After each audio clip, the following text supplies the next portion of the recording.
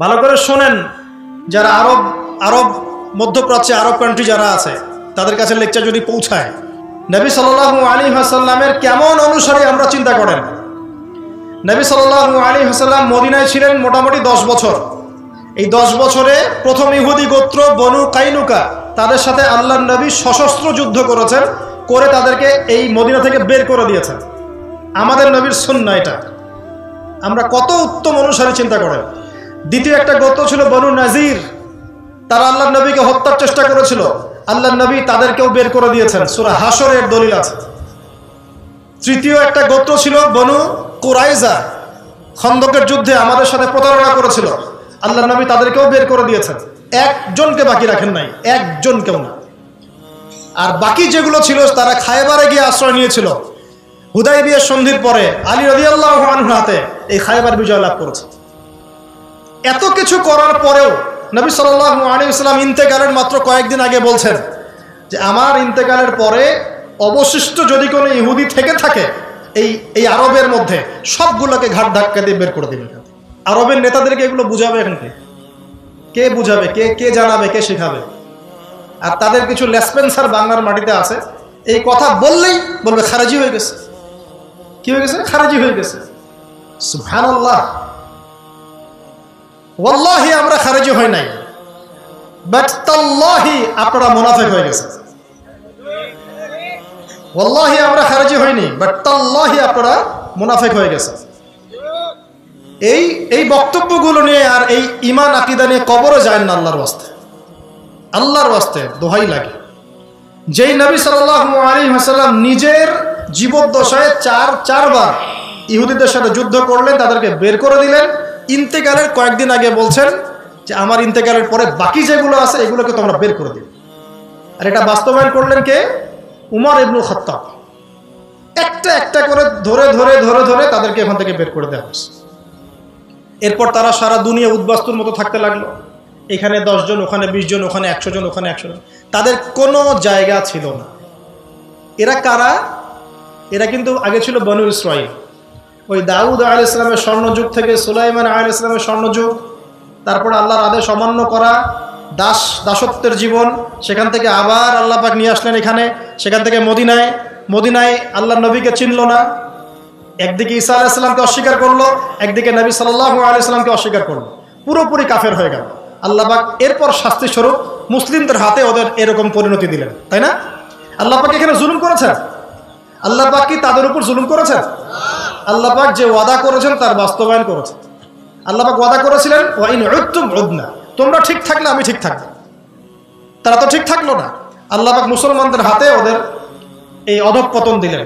শুধু তাই না, তারা আল্লাহর নবীকে স্বীকার করে নাই তাই না, বরং তাকে বারংবার হত্যার চেষ্টা পর্যন্ত করেছে।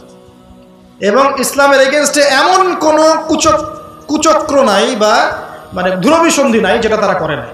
আল্লাহ পাক এই শাস্তি দিলেন, আল্লাহর নবী শেষমেশ বলে গেলেন এদেরকে বের করে দিও। তাই করা হলো। এবার এখান থেকে একটু বুঝুন, এটা শেষ অংশ বক্তব্যের, এটা ভালো করে বুঝুন। এই অবস্থা পর্যন্ত কি বুঝতে পারছেন?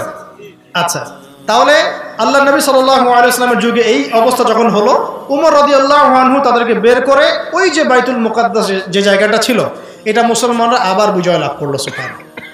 এবার বাইতুল মুকাদ্দাসে কারা আছে? বনু ইসরাঈল না মুসলিমরা? উম্মতে মুহাম্মাদি এখন আছে বাইতুল মুকাদ্দাস। ওই যে আমরা ঢুকলাম বাইতুল মুকাদ্দাসে, এবার উম্মতে মুহাম্মাদি ঢুকলো। কার নেতৃত্বে? উমর রাদিয়াল্লাহু আনহু। মনে নেই? আপনারা তো ছোটবেলায় বাংলা বইয়ে এই কবিতাগুলো ছিল। তিনি উটের পিঠে যাচ্ছিলেন, ভৃত্যকে উঠালেন, আবার নিজে নামলেন। এখন তো এগুলো নাই। এখন খালি কি হামটি ডামটি, হ্যাঁ, তারপর ওই যে জ্যাক অ্যান্ড জিল, যত জগা, ইসলাম থেকে মুসলমানদেরকে সরানোর এমন কোনো পথ পদ্ধতি নাই যা জায়নিস্টরা অবলম্বন করে নাই এই যুগে। এবং ইচ্ছায় হোক অনিচ্ছায় হোক আমরা ওদের খপ্পরে পড়ে গেছি। কোনো কোনো ক্ষেত্রে জনসাধারণ চায় না তাদের খপ্পরে পড়তে, কিন্তু গভর্নমেন্টের কারণে খপ্পরে পড়ে যায় বিভিন্ন দেশে।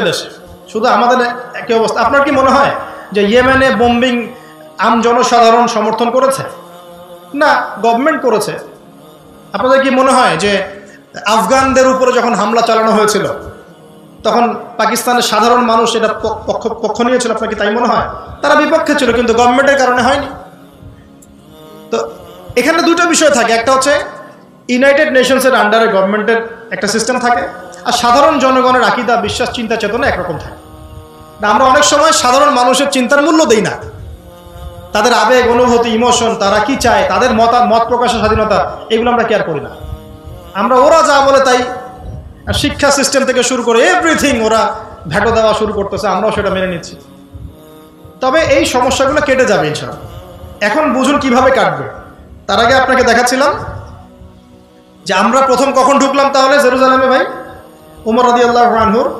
আচ্ছা, এখন ওই সময় কি আমরা রক্তপাত করে ঢুকেছিলাম? একজনকেও হত্যা করা হয়নি, একজনকেও না, বরং তারা সেখানেই ছিল, মানে ওই খ্রিস্টান যারা, তারা সেখানেই ছিল, তারা জিজিয়া দিত, আমাদের আন্ডারে তারা থাকতো। আর যারা স্বেচ্ছায় ইসলাম কবুল করতে চেয়েছে তারা করেছে, আলহামদুলিল্লাহ। কারো প্রতি এক জাররা পরিমাণ আর জুলুম করা হয়। তো এখন এই হলো জেরুজালেমের উমর রাদিয়াল্লাহু আনহুর সময়কার পরিণতি। এটা চলতে থাকলো। উমর রাদিয়াল্লাহু আনহুর যুগ শেষ, উসমান রাদিয়াল্লাহু আনহুর যুগ শেষ, আলী রাদিয়াল্লাহু আনহুর যুগ শেষ। এরপরে খোলাফায়ে রাশেদার প্রায় 30 বছর চলে গেল। তারপরে আসলো উমাইয়ারা। উমাইয়া মানে মুয়াবিয়া রাদিয়াল্লাহু আনহুর থেকে শুরু হয়েছে। উমাইয়াদের সময় প্রায় 97 বছর, প্রায় 97 বছর উমাইয়ারা এই বিশ্ব শাসন করলো। শুধু কি আরব শাসন করলো? না, একদম ওই পর্তুগাল থেকে নিয়ে চায়না পর্যন্ত, একদম ওই যে স্পেন, পর্তুগাল দেখেন না ম্যাপে, ওই জায়গা থেকে নিয়ে চায়না পর্যন্ত, এদিকে আফ্রিকা থেকে নিয়ে ভারত, সব জায়গা মুসলমানদের দখলে চলে আসলো। মাশাআল্লাহ। জি, আমাদের কথাই বলছি, আমাদের বাপদাদারাই কাজ করেছেন, আমরাই সেই প্রজন্ম যাদের বাপদাদারা এই কাজ করেছেন। পর্তুগাল থেকে নিয়ে চায়না পর্যন্ত, আফ্রিকা থেকে নিয়ে এই যে ভারত উপমহাদেশ পর্যন্ত, সিন্ধু পর্যন্ত, সবই মুসলমানদের। জুলুম করা হয়নি কারো উপরে, সবাই যার যার ধর্ম পালন করত, কারোর প্রতি কোনো রকম জুলুম ছিল না। তারা জিজিয়া দিত, বরং একজন জিম্মি, একজন অমুসলিমকে যদি কেউ হত্যা করত, আমরা তার পক্ষ নিয়ে ওই কাতেলকে হত্যা করতাম। বিশ্ব ইনসাফ দেখেছিল, ন্যায় বিচার দেখেছে। ওই সময় জেরুজালেম কাদের ছিল তাহলে? ওই সময় জেরুজালেম কাদের ছিল? আমাদের, মুসলিমদের। এই উমাইয়াদের সময় এটা আমাদের ছিল। তারপরে আসলো আব্বাসীয়রা, খুব শর্ট করে বলতেছে, আপনারা পড়ে নিয়ে। এরপর আসলো আব্বাসীয়রা। আব্বাসীয়রা ক্ষমতায় ছিল প্রায় 500 বছর, এক্স্যাক্টলি সম্ভবত 533 কি 34 বছর হবে। এত দীর্ঘ সময় আব্বাসীয়রা বিশ্বকে শাসন করেছে। চিন্তা করতে পারেন, আমরা তো 5 বছরেই একদম হাঁপায় যাই, তাই না? 5 বছরে আমাদের মাথা খারাপ হয়ে যায়, কি হচ্ছে আর কি না হচ্ছে।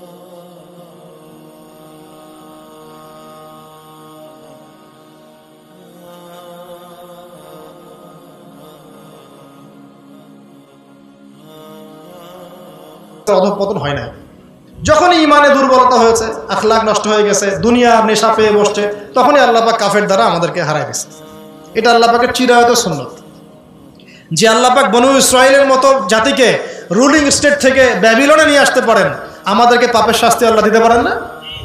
আমরা কি মনে করছি যে মুহাম্মদ সাল্লাল্লাহু আলাইহি ওয়াসাল্লাম উম্মত হয়েছি বলেই একদম আল্লাহ মাথায় নিয়ে আমাদেরকে করবে? আমরা যদি ঠিকঠাক দায়িত্ব পালন না করি। আল্লাহ বলেছেন যে সূরা মুহাম্মাদে আছে, ইন তানসুরুল্লাহ ইয়ানসুরুকুম, তোমরা আল্লাহকে সাহায্য করো তাহলে আল্লাহ তোমাদেরকে সাহায্য করবে। ওয়া ইউসাব্বিত আকদামাকুম, তোমাদের পা আল্লাহ পাক সুদৃঢ় রাখবেন। আর যদি না করো, ওয়া ইন তাতাওয়াল্লাউ, যদি তোমরা পৃষ্ঠপ্রদর্শন করো, ইস্তাবদিল কওমান গায়রাকুম, অন্য কওমকে তোমাদের জায়গায় নিয়ে আসবো আমি। আমার তো কোনো পরোয়া নাই, পরোয়া আছে? আব্বাসীয়দের সময় জেরুজালেম আমাদের ছিল। তারপরে আসলো কারা? ফাতেমিরা মিশর কেন্দ্রিক শাসন চালাতো, ঠিক আছে? তারপরে অনেক বড় জায়গা তাদের ছিল। এদিকে আন্দালুসিয়া, ওইদিকেও মুসলিমদের একটা খেলাফত ছিল। এই দুই সময়ও জেরুজালেম আমাদের। তারপরে আসলো তুর্কিরা, এই যে টার্কিশ দেখেন না, স্টার্ট করেছিল ওই যে উসমান। আপনারা যে অনলাইন একটা দেখেন না, যে কুরুলুস আর্তুগরুল উসমান, এই যে আর্তুগরুল ছিল উসমানের বাবা, তার ছেলে উসমান, তার হাতে উসমানীয় খেলাফতের সূচনা হয়। আস্তে আস্তে ছড়াতে মোটামুটি তারা ওয়ার্ল্ডের অনেক জায়গা দখল করে ফেলে।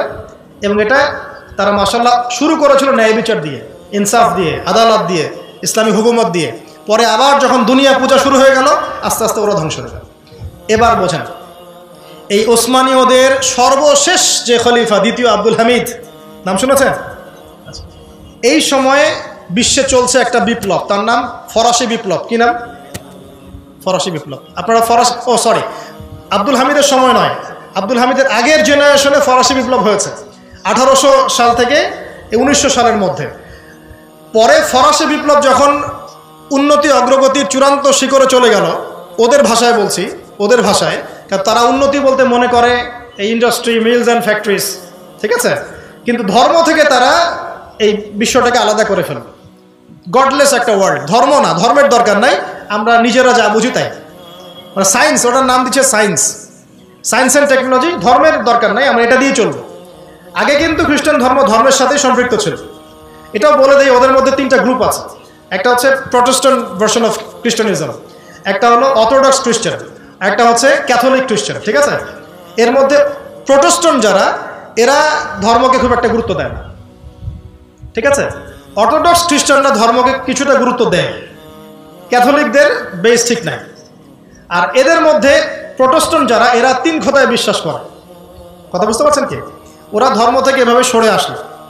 মনে থাকবে এত কথা? আচ্ছা, মনে রাখার চেষ্টা করেন। মূল জায়গাটা আসছি, একদম মূল জায়গায় চলে আসছে, শোনা। ওরা এই বিপ্লব দিয়ে বিশ্বকে দেখালো যে ধর্মের সাথে আমাদের কোনো সম্পর্ক নাই, শুধু উন্নতি অগ্রগতি প্রগতি হবে, মিলস ইন্ডাস্ট্রিজ ফ্যাক্টরিজ এগুলা। এবং ওদের পশ্চিমায় সভ্যতা আবার উত্থান শুরু হলো, যে প্রায় 1200 বছর মুসলমানদের আন্ডারে ছিল, ওখান থেকে বের হয়ে এখন আবার তারা ওদের ভাষায় উন্নতি করা শুরু করলো। আর মুসলমানদের দাপট ওখানে কমে গেল কেন? এটা তো একটা ভালো প্রশ্ন নাকি? দাপট কমে গেল এই কারণে, দুনিয়া পূজা। 1 নম্বর কি? দুনিয়া পূজা। এই যে এখন যেমন দুনিয়া পূজা, খাইতে পারলেই হইল, কি খাবো, চিন্তা আমাদের একটা, কি খাবো, দুনিয়া পূজা। তারপরে ঢুকলো বিভক্তি। কত যে বিভক্তি মাঝখানে হয়েছে মুসলমানদের, এইটা বলতে গেলে সারা রাত চলে যাবে। বিভক্তির শেষ নাই। এখন কি বিভক্তির কম আছে? তাহলে ওই সময়কার পরিস্থিতি এখনকার পরিস্থিতির মধ্যে কি খুব একটা পার্থক্য দেখতে পাচ্ছেন আপনি? ওই সময়কার মুসলিমদের অধঃপতন হয়েছে এই যে দুনিয়া পূজা, এখনো তাই। ওই সময় হয়েছে বিভক্তির কারণে। এখন যে কোনো দলের নাম বলেন, তার মধ্যে 10টা দল বের করা যাবে, যে কোনো ফেরকা। এমনকি যারা বাংলাদেশে বলেছিল আমরা কোনো দলে নাই, আমরা হচ্ছে একদম চূড়ান্ত সহি, ওর মধ্যে দেখবেন 10টা দল হয়ে গেছে। দলাদলি ঘাট কমতি আছে আমাদের। আরেকটা ছিল অভ্যন্তরীণ মুনাফিকদের তৎপরতা। মুনাফিকরা অভ্যন্তরীণভাবে দুনিয়ার স্বার্থে ক্ষমতার জন্য অনেক কিছু করেছিল, এতে করে গাদ্দারি হয়েছে। আপনারা তো পলাশির যুদ্ধের ঘটনা জানেন না? এটা নতুন গাদ্দারি নয়, এমন গাদ্দারি বহু হয়েছে বাংলাদেশ ইতিহাসে, মুসলিমদের ইতিহাসে। তো অভ্যন্তরীণ ট্রন্দল, মুনাফিকদের তৎপরতা, অভ্যন্তরীণ গাদ্দারি, দুনিয়া পূজা, বিভক্তি ইত্যাদি কারণে। আর সবচেয়ে বড় কথা, ইমানের সেই জোশ কমে যাওয়া, আমলের শিথিলতা, তাসকিয়া কমে যাওয়া এবং জিহাদ ছেড়ে দেওয়া। কি ছেড়ে দেওয়া? জিহাদ ছেড়ে দেওয়া। এটা অন্যতম কারণ। মানে পেয়ে গেছি ল্যান্ড, আমার আর কিছু দরকার নাই। মানে আপনি একটা দেশ পেয়েছেন মনে করেন, এই দেশের প্রতিরক্ষার দরকার নাই, প্রতিরক্ষা বাহিনীর দরকার নাই, তাদেরকে ট্রেনিং দেওয়ার দরকার নাই, অস্ত্রশস্ত্র মজুত করার দরকার নাই। যদি আমি এগুলো না করি, কাল তো এই দেশ অন্য কেউ নিয়ে চলে যাবে। এটাই ইসলামের জিহাদ, ইসলামী রাষ্ট্রের স্থিতিশীলতা রক্ষা করার প্রচেষ্টা। এটা যখন মুসলমানরা একসময় ছেড়ে দেওয়া শুরু করলো, ব্যাস তখন কাফেররা হামলা করা শুরু করলো।